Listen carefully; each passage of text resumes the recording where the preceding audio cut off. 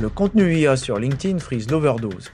Selon une étude Originality.ai, relayée par Wired fin 2024, plus de la moitié des contenus longs sur LinkedIn seraient déjà générés par l'intelligence artificielle. Ces statistiques révèlent une réalité troublante. L'automatisation croissante de la production de contenu menace l'authenticité des échanges professionnels, nous dit Bruno Friedlansky, que nous avons interviewé il y a quelques jours chez Visionary Marketing. Entre délégation totale à l'IA et rejet systématique, quelle voie allons-nous adopter ? La réponse se trouve peut-être dans une approche plus nuancée, une approche où l'intelligence artificielle est prise comme un outil d'amélioration plutôt que substitut à notre réflexion. Il est temps de repenser notre relation aux technologies pour préserver ce qui fait l'essence même des réseaux professionnels, l'interaction humaine. Voici en essence ce que nous dit Bruno Friedlansky dans cette interview, que vous pouvez également retrouver sur notre chaîne YouTube.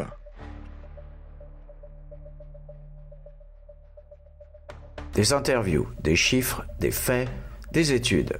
Pas de blabla, ce sont les podcasts de Visionary Marketing disponibles sur toutes les bonnes chaînes de balado-diffusion.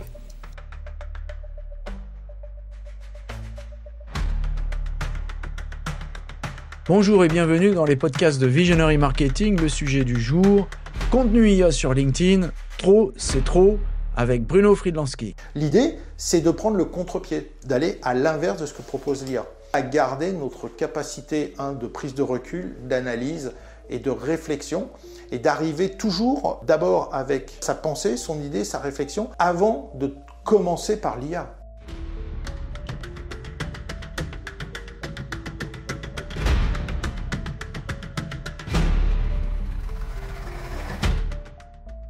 Celui qui va complètement déléguer son intelligence, qui va aller chercher une IA, peu importe laquelle, il paraît que Claude est la meilleure pour écrire, il va faire prendre un prompt, il va lui donner le sujet, il va le laisser écrire, il va copier-coller et il va faire sa publication. Je ne vois pas trop l'intérêt. En revanche, utiliser l'IA en la configurant justement pour qu'elle nous pose des questions et qu'on lui donne tous les éléments, c'est-à-dire notre réflexion, notre jus de cerveau, pour qu'ensuite, à partir de notre contenu, elle rédige la publication, ça devient plus intelligent. Et là, on n'est pas dans de la délégation, on est dans de l'aide, avec des configurations qui peuvent nous permettre aussi d'améliorer notre propre production. Il vaut mieux écrire un contenu avec l'IA à partir d'un existant, à partir soit de notre propre réflexion, soit d'un contenu qu'on aurait déjà écrit et sur lequel on veut retravailler. L'intérêt de l'IA, c'est pas de déléguer et qu'elle travaille à notre place, c'est de travailler avec elle.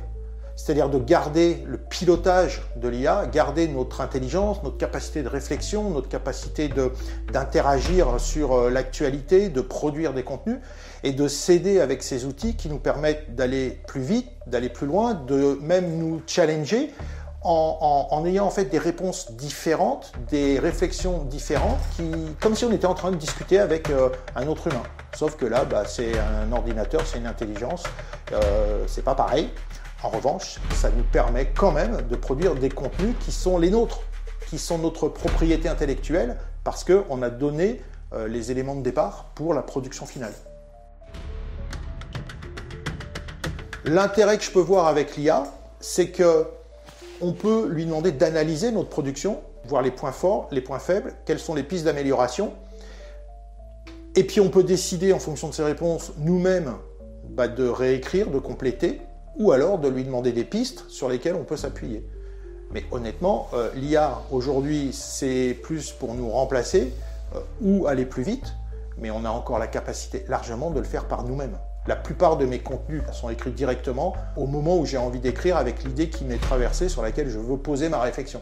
Je comprends l'intérêt de l'IA, mais il faudrait voir la finalité de donner à une IA tous les éléments qui font qu'elle va écrire à notre place.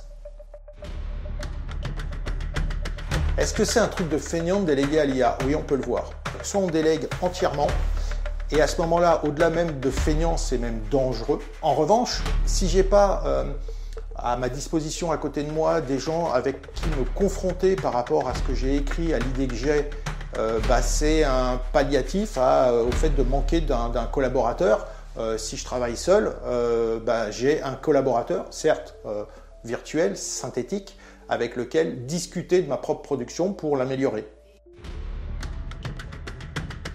Alors on est d'accord, c'est pas un interlocuteur, c'est pas un humain, c'est une machine qui est formatée sur une quantité de corpus de contenu énorme, qui est aussi orientée.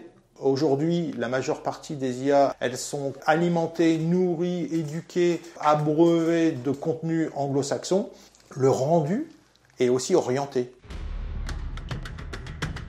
Il est clair que si on ne fait que déléguer la production de ces contenus, donc de sa réflexion à une IA, non seulement on est feignant, mais on risque de devenir bête, de plus savoir servir de son cerveau.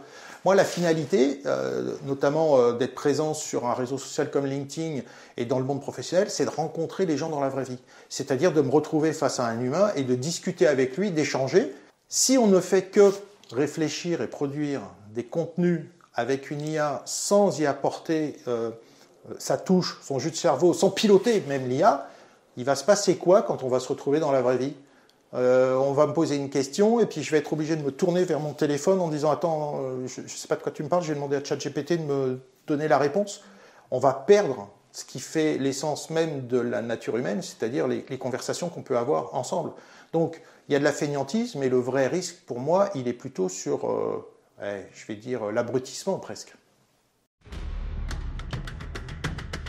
Alors, est-ce qu'il faudrait arrêter complètement d'utiliser l'IA ? Ça me paraît difficile. En revanche, il faut se mettre des barrières. Il faut arrêter de déléguer entièrement l'IA. L'idée, c'est de prendre le contre-pied. C'est d'aller à l'inverse de ce que propose l'IA. La surutilisation de l'IA, ça peut poser un problème. Parce que, pourquoi on prend la parole ? Pour s'adresser à des humains. Mais si on écrit avec une IA, sachant qu'en face, c'est une IA qui peut analyser notre propre résultat pour en faire un résumé, on se retrouve dans une IA qui produit, qui lit, qui résume. Donc ça peut poser un vrai souci de crédibilité, voire d'authenticité de la prise de parole. En plus, il y a une étude qui est sortie qui disait qu'elle a analysé presque 9000 publications longues, alors certes sur des publications en anglais, 54% des contenus, de ces types de contenus étaient rédigés par des IA. Alors c'était sorti dans un article en fin d'année 2024, c'était publié dans Wired et c'est une IA qui permet de détecter les publications créées par une IA. Alors il faut prendre des pincettes parce qu'il y avait plein de faux positifs. Le bémol, c'est que ces IA ne sont pas parfaites non plus pour détecter. Et l'étude, elle date quand même sur un corpus d'analyse de 2016 à 2023, je crois, 2024. Donc 54%, j'ai envie de dire qu'aujourd'hui, on doit être probablement dessus. Donc ça pose un vrai problème si je me recentre sur mon cœur de métier qui est de la prise de parole sur LinkedIn. C'est est-ce que c'est la personne qui s'exprime ou est-ce que c'est une IA à qui elle a délégué sa prise de parole et on se retrouve dans un fil d'actualité qui est engorgé avec une quantité de contenu synthétique, comme on dit, qui fait que le vrai signal, le bon signal, en fait, il est noyé dans une quantité de bruit, mais phénoménale. Donc il va falloir peut-être aussi changer son approche dans la prise de parole sur LinkedIn pour essayer de sortir du fil d'actualité où on veut absolument être vu, pour passer dans une autre approche, pour être entendu et pour rester en fait dans la connexion avec des humains. On peut se dire que trop de contenu artificiel a tué le contenu. Pourquoi produire du contenu si c'est des IA qui lisent du contenu ? Mais est-ce qu'on n'est pas arrivé à un point aussi où en fait c'est des machines qui vont parler entre elles et ça ne sert à rien ?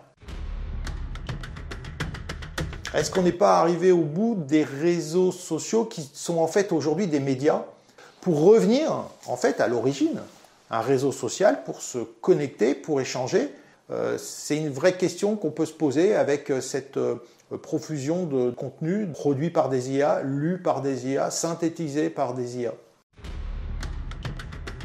Pourquoi on produit ces contenus ?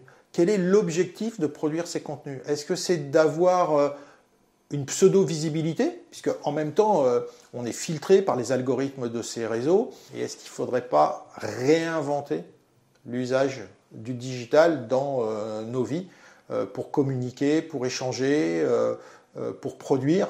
Si on veut garder comme ligne rouge, ce qui est mon cas, le côté humain, le côté relation humaine réelle, et notamment dans la vraie vie, en dehors du digital.